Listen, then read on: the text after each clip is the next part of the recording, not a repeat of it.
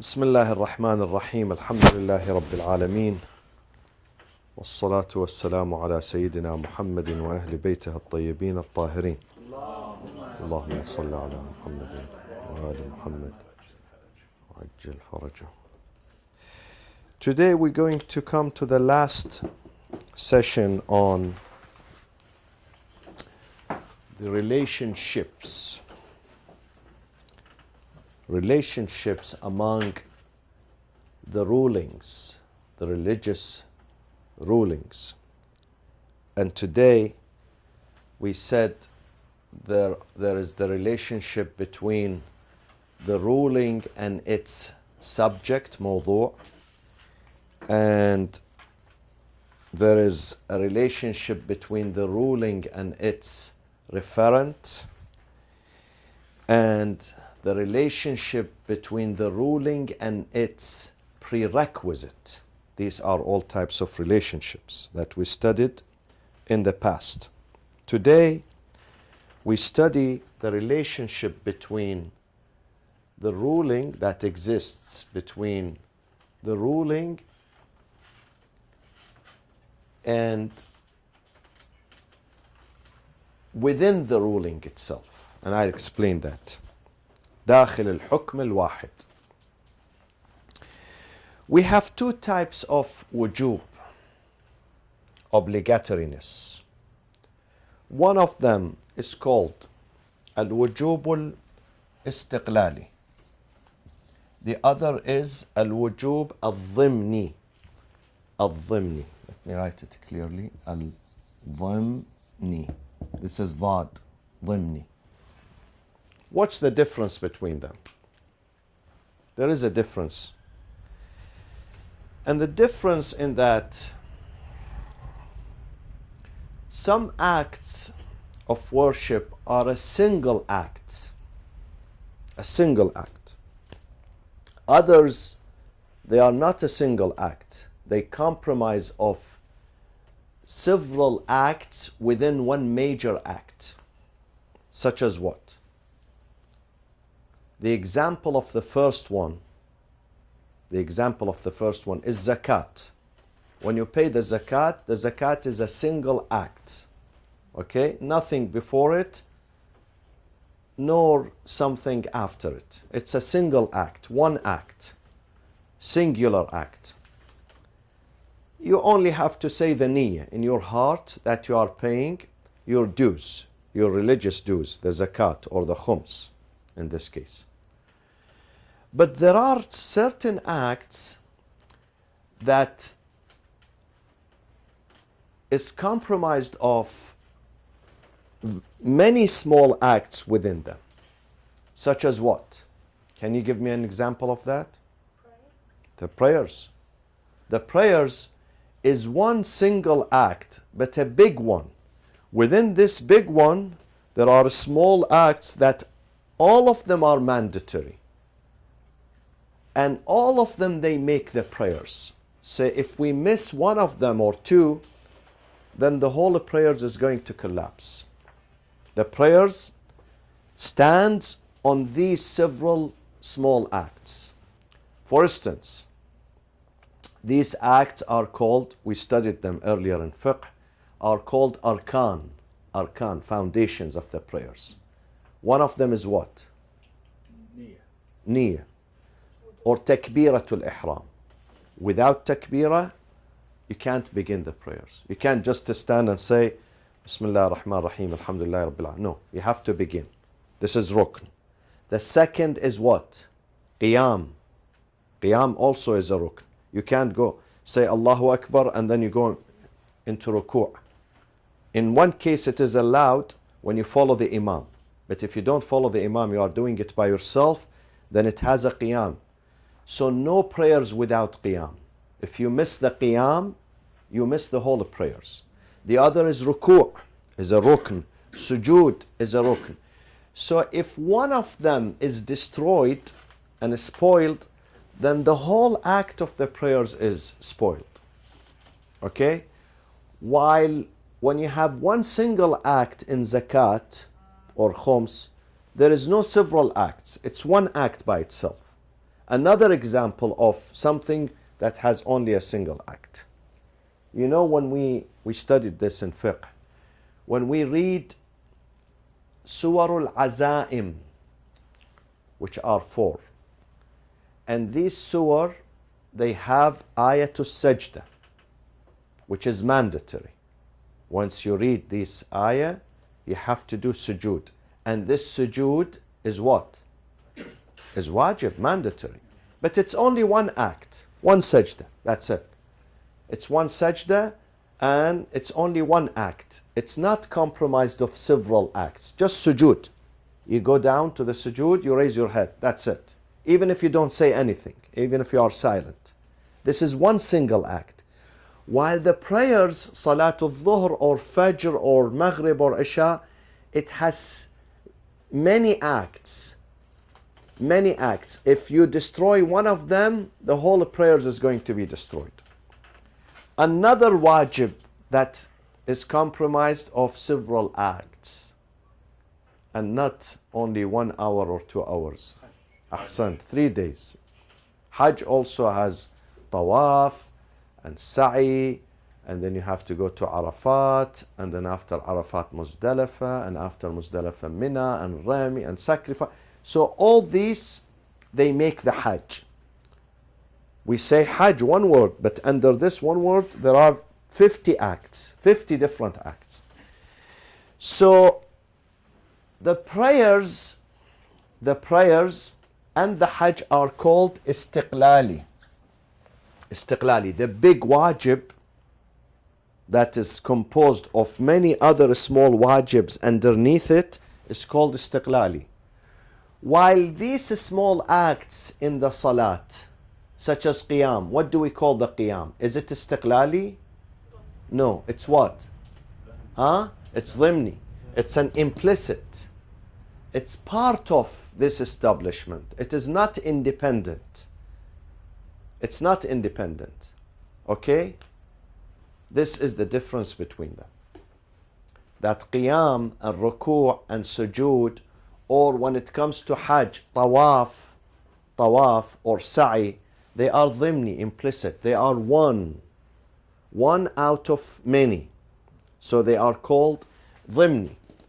And when it comes to the salat itself and the hajj, they are istiqlali, or the sujood for the sajda, for the azaim. When you hear the azaim, then that one is only one act, independent act, which is not linked to any other act. Okay? Now they say the relationship. We are speaking, remember here, relationships, still in relationships. And today we will finish this, inshallah. What type of relationship is found in the implicit wajib, obligatoriness? Between, let's say, between we have qiyam, ruku', sujood. Take these acts, or takbiratul ihram. Let's take these 4. And then here we have tashahhud and plus salam. What type of relationship is found between these 3 individual acts within the prayers? What do you call this type of relationship? Dependent on each other.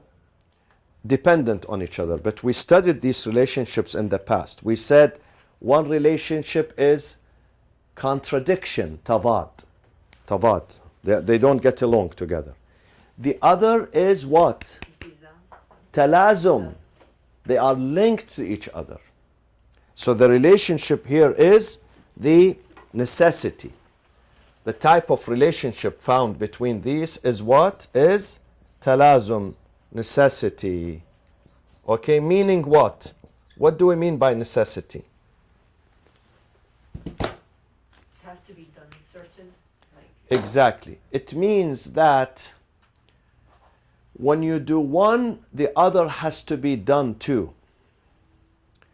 One of them would not be complete unless the other one follows it, comes after it.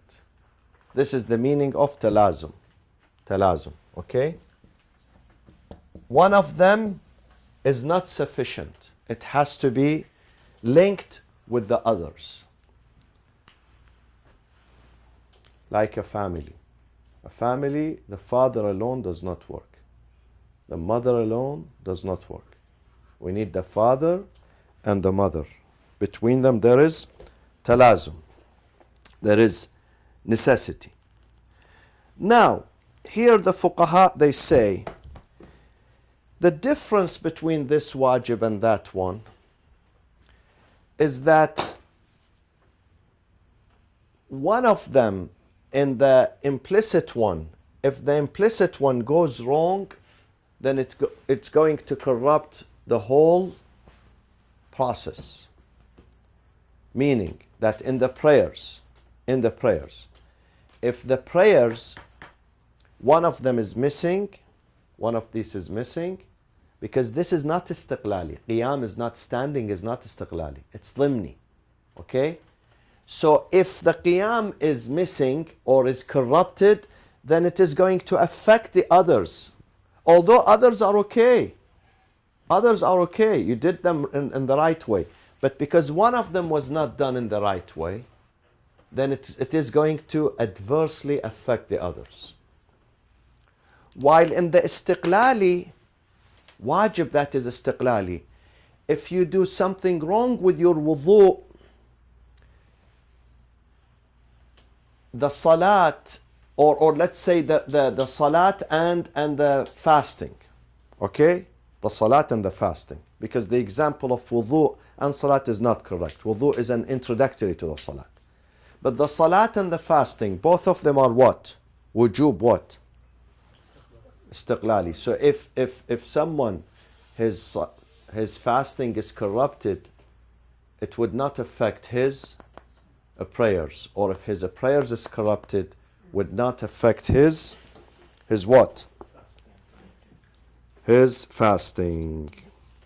Okay? The same thing, it comes to the wudu. He gives the example of wudu here. In the wudu, if someone cannot wash his face, let's say he has some sort of sickness or some sort of skin disorder, burning, whatever, he or she are unable to wash their face in the wudu. Can he or she does the rest of the process of wudu and skip the face, and that would be accepted? Huh? Tayammum, something else. I'm saying, if someone cannot wash his face, but nothing wrong with his arms, nothing wrong with wiping, can he do the rest? You said cannot because of No. I'm saying, can he or she? I'm asking. I think so, if it's something wrong with him, and it's not like he's, yeah. He can't do it because of the problem with the face. Yeah. Something burning. Let's say something. He has something wrong. The doctor said, don't touch water. Don't let water touches your face. So in this case, can he do? He can do that? No, he cannot do that. Why? Because we just said these acts, washing the face, washing the arms, are what part of? Are they independent or implicit? Implicit. They are small acts within the big act of wudu. Each one depends on the other. So if one of them goes wrong, okay, either you missed it, you forgot about it, or you could not do it, then you cannot move to the second one, because they are linked to each other. so say if someone is sick, like you said, a doctor told her. So as our sister said, What's my name? Hadil, as Hadil said, we go in this case, there is another contingency plan for him, contingency ruling for him, which is tayammum. Okay? In this case, if he cannot wash the whole face, then there is contingency plan. He drops the wudu and then he or she would do the tayammum in this case. So what about somebody who has like a cast?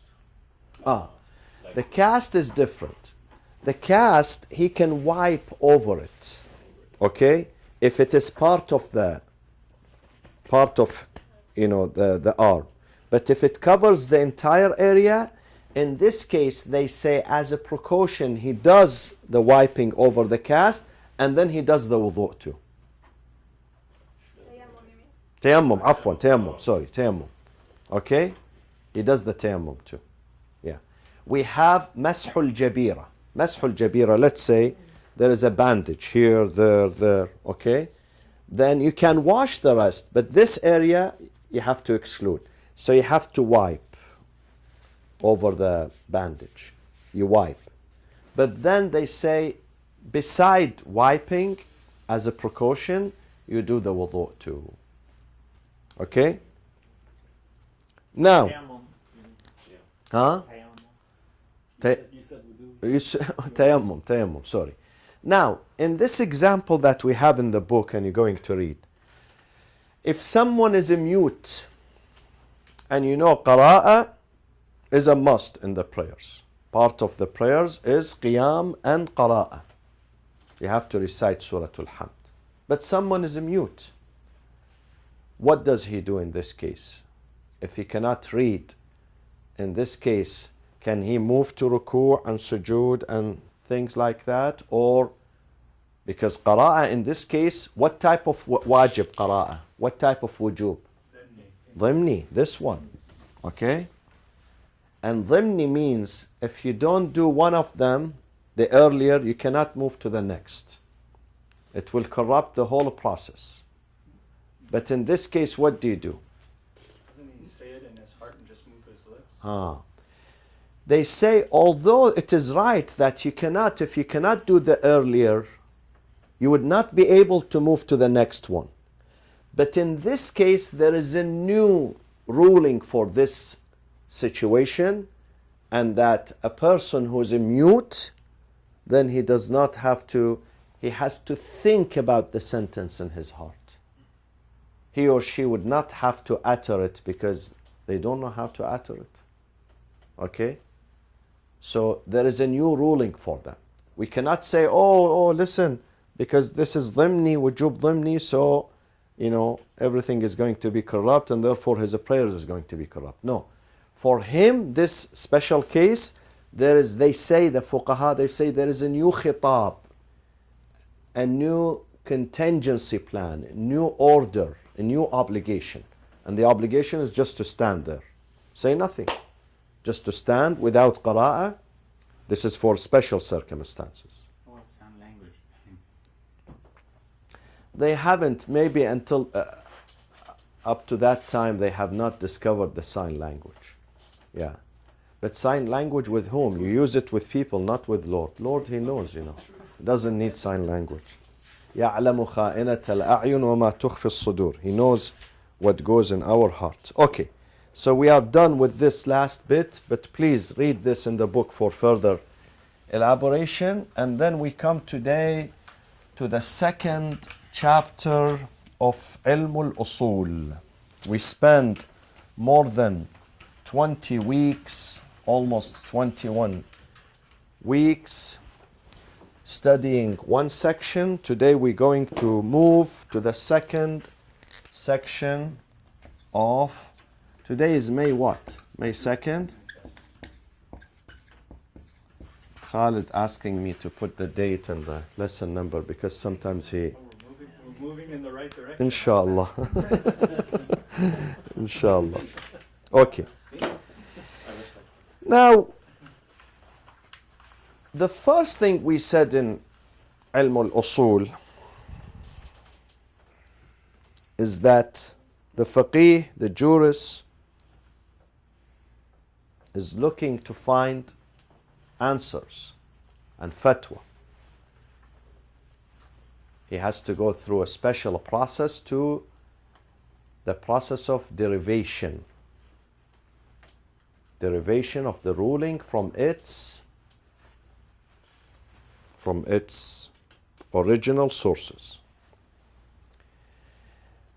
And there are two ways of derivation. One way depends on what? We've been studying that for almost 20 weeks. Common elements. It is the ilm al-usul, it is the science of common elements. But common elements that are found where? Where? In the sources. Okay. Common elements that are found in the sources. Now there are two ways to get to them. Two ways. One way we've been studying. We spent time on that studying over 20 years. Through what? I'll make it easy for you. Imagine this is a faqih. He's trying to find a ruling on something. Okay? On something. Let's say they told him about something. Is this halal or haram? Then he has to study to find out. The first part that we've been studying is trying to find what? Tell me the magic word. Is it induction? Huh? Induction? Is he induced? Evidence. Evidence. Remember, always evidence. He searches for an evidence. Okay? Al-adilla or al-dalil. Al-dalil. An evidence. He has to say, okay, he cannot give his rulings unless he has an evidence. قُلْ هَاتُوا بُرْهَانَكُمْ إِن كُنْتُمْ صَادِقِينَ. Okay? Now, we studied these evidences and we called them al-adillatul muhraza, the secured evidence, the absolute evidence. Okay? Al-adillatul muhraza.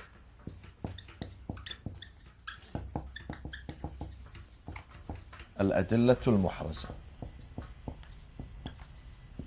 And we've been studying al-adillatul muhraza, that this evidence is muhraz because it is based on what? Conjecture or knowledge? Knowledge, exactly. Ilm, not dhan. Okay? It is based on, we have ilm, al-ilm versus al-dhan. Al-dhan, إن الظن لا يغني من الحق شيئا. This is knowledge, certitude, ilm. And this is dhan. And ilm leads into what? Hujjah. Huh? Hujjah? Before you say hujjah, ilm always leads to what? Knowledge. Dalil. Ilm always leads to certainty. Certainty. قطع. Ilm always leads to al-qat'. Al-qat' is certainty. And certainty, is it hujjah, an authority on us or not? Huh? It's an authority, hujjah. Okay? Hujjah. Hujjah on us. An authority. It's binding. It's binding. So when you know something, with certainty you know something is mandatory, you must do that. There is no way to run away from it. When you know something with certainty which is forbidden, you have to stay away from that. Okay? It's binding. While dhan, does dhan leads into qat', into certainty? Huh? It doesn't. It doesn't. And dhan, it could be ilm, it's 100% knowledge. Dhan, it could be 95%.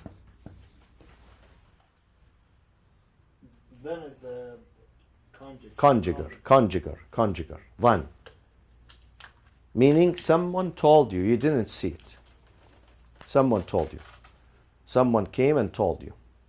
But this someone, we said, could be a liar. Sometimes he's not a liar. He's a very good person, but he misunderstands. He could not see very well. Like the moon. You know how many times people come and say, we saw the moon, and then we go, where is it? Okay, where is it? Oh, I think, they saw something else, something on their glasses, piece of hair on their glasses. They think it's the moon. So when you investigate, you find out no. Although they are not liars, they thought that they said.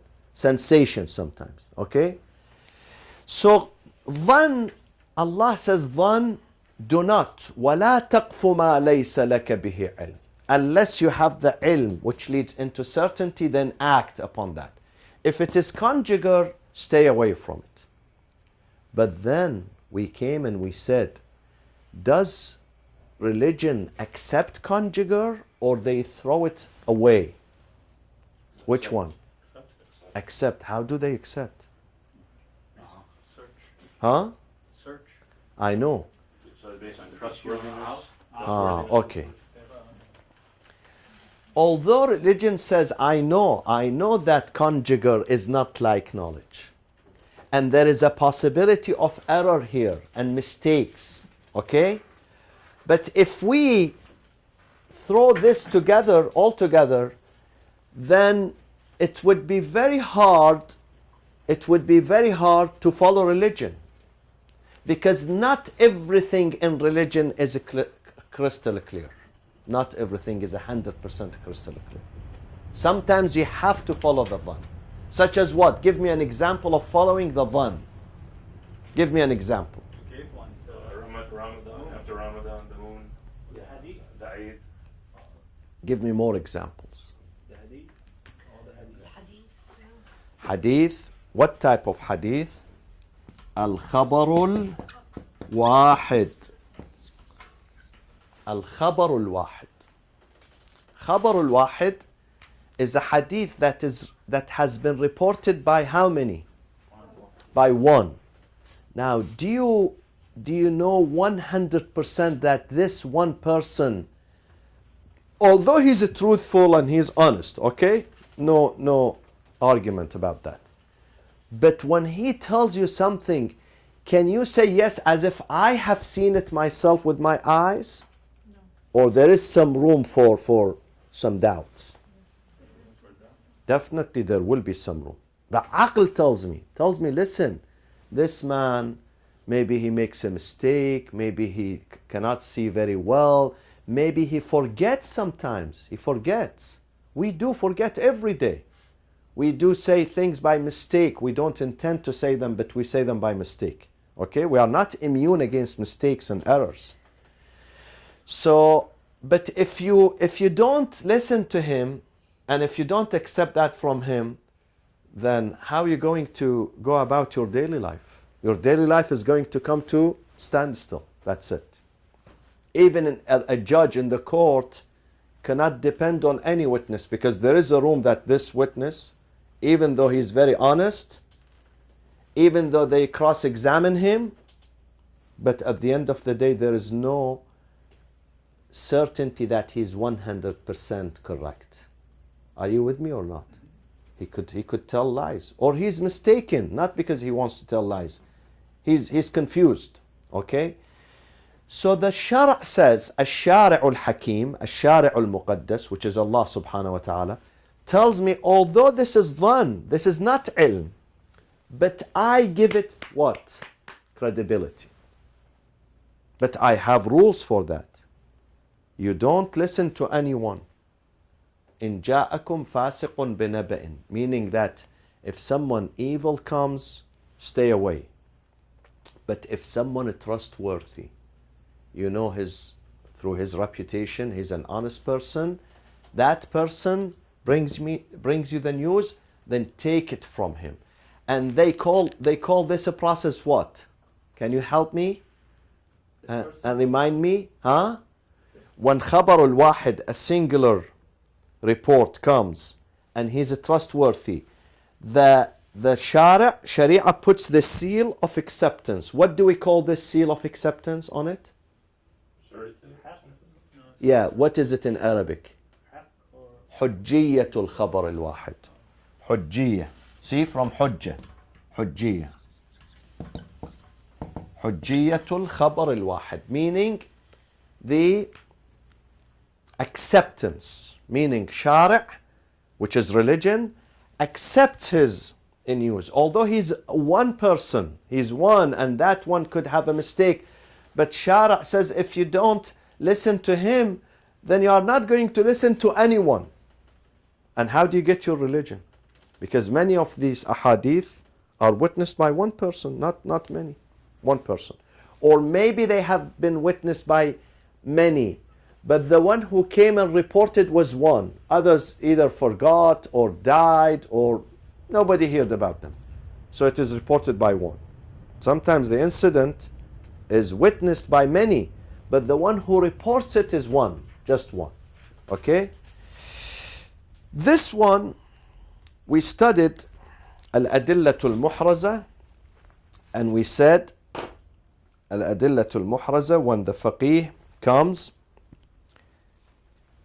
and he studies, he tries to find the dalil. So either he finds, there are two types of evidences.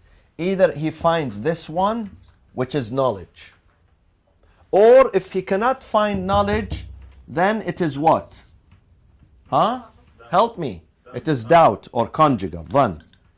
It is dhan. Okay? It is dhan. Now when it comes to ilm, we call this dalil what type of dalil? When it reaches the level of ilm, when he finds an evidence which is so powerful, so clear, and it ahsant, and it reaches the level of ilm, we call it what? Al-qata'. Al-qata' means what? Or a definite. A definite or yaqeen, yes. Al-qata', which is a definite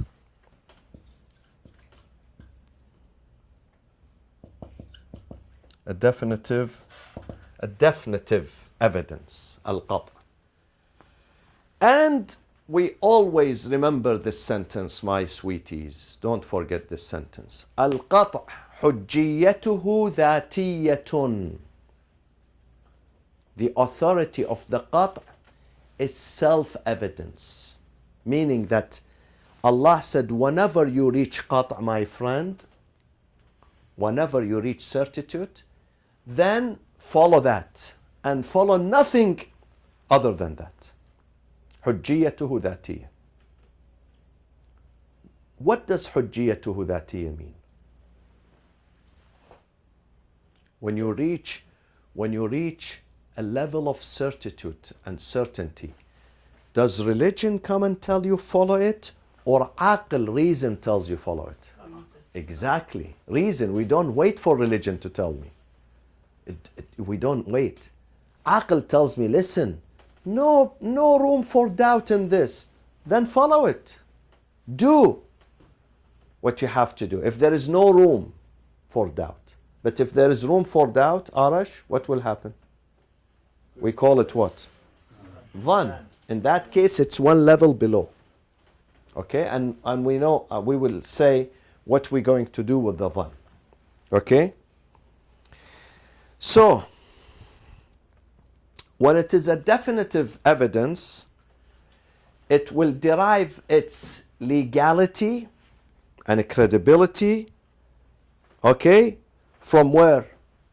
From certitude. And reason tells us, not religion. Always remember, reason recognizes the authority of what? Of certitude. Reason, not religion. Reason says certitude is an authority, so follow the certitude without any hesitation.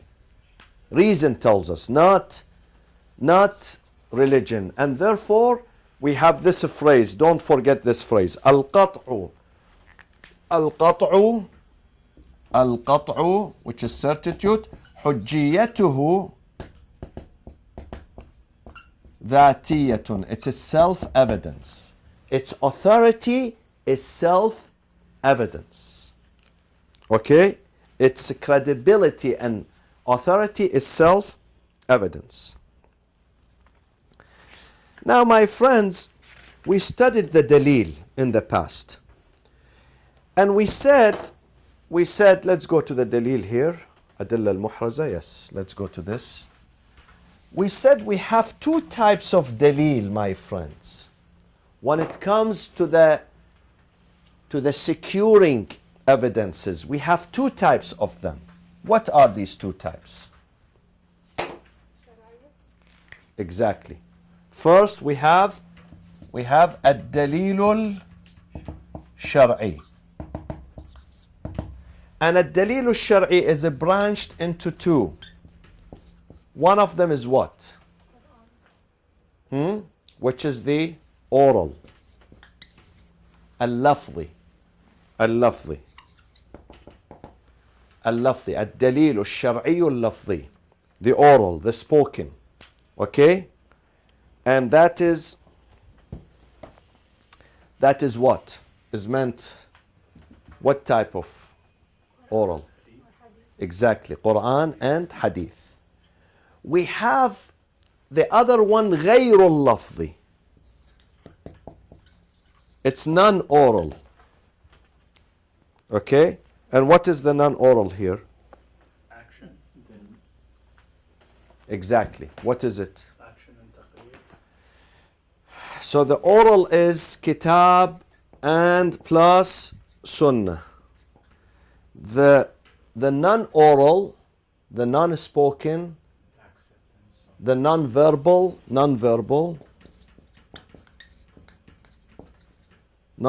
is what? Is what? Action, the implicit action. Taqrir. Taqrir. Or plus what? Fi'l. Exactly. Fi'l is the actions of the Prophet. The Prophet does not have to say. When we see him doing something right before our eyes, it means this one is okay.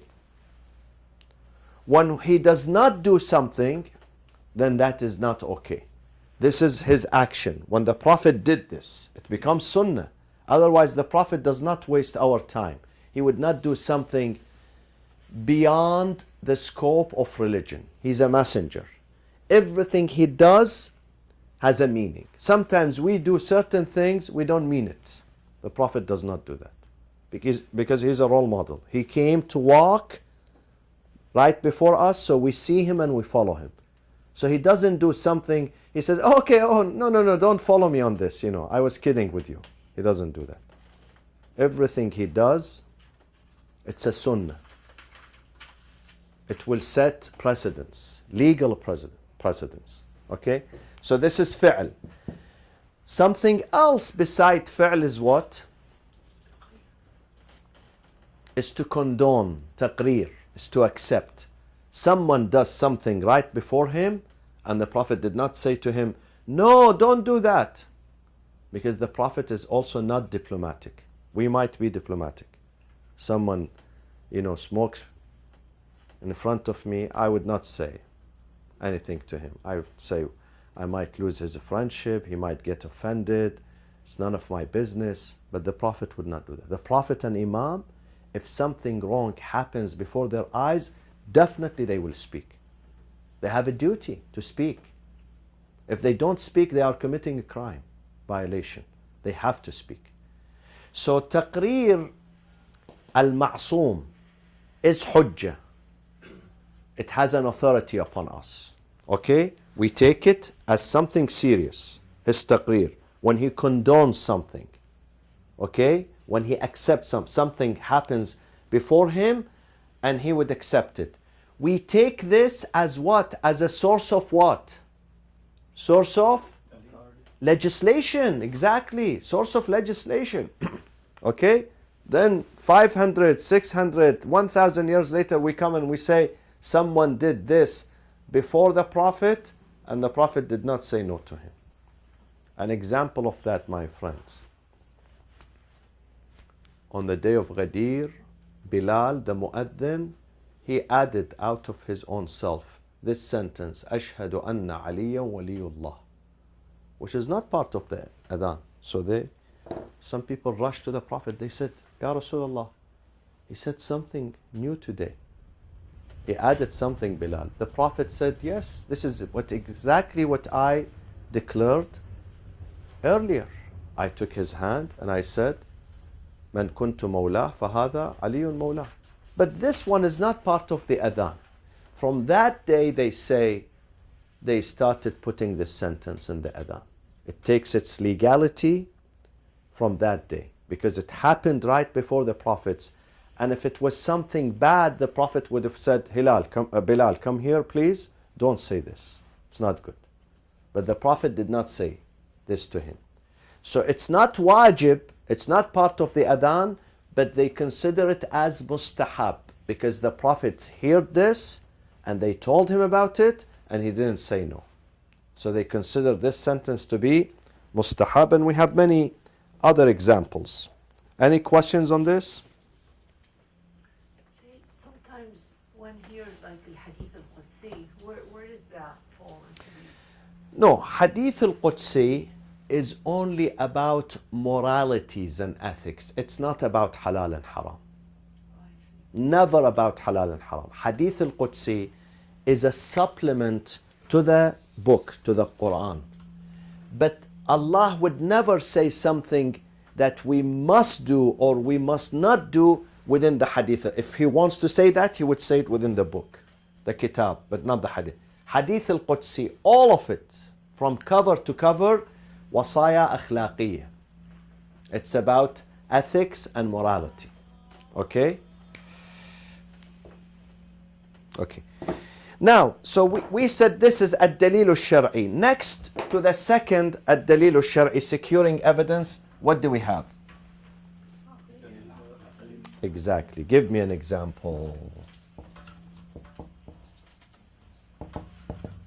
Dalil al-aqli. The rational evidence.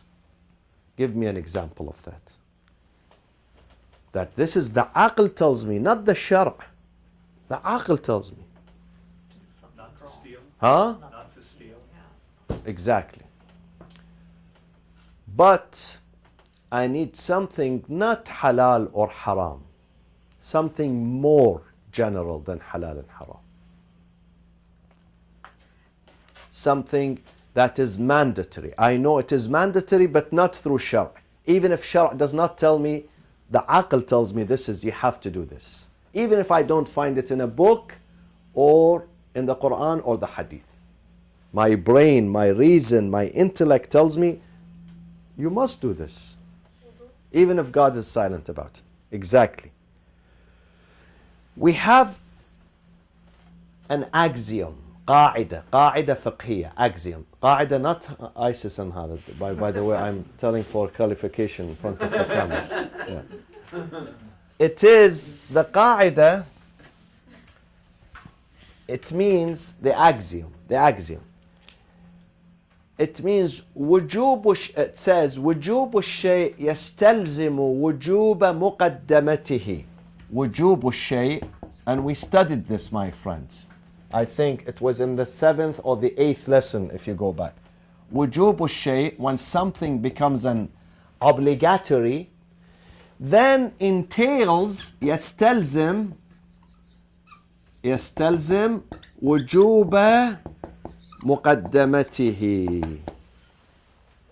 When something is an obligation, entails that the prerequisite for it becomes also an obligation. Even though religion does not speak about the prerequisite. It keeps silent about it. But we know. Why? Because the brain tells me. Because I would not be able to do it unless I bring the prerequisite, muqaddama. And the example of that, as Hadil mentioned, the wudu. Because I know Allah says, إِذَا قُمْتُمْ إِلَى الصَّلَاةِ فَاغْسُلُوا وُجُوهَكُمْ. If you want to perform the prayers, then do wudu. Okay? Who tells me wudu here wajib? Reason tells me. Because God says, whenever you stand for the prayers, do wudu. So he doesn't have to repeat himself and says, wudu is wajib. Because he already told me, prayers requires wudu. La salata illa bitahur. Nobody can pray without wudu. Nobody.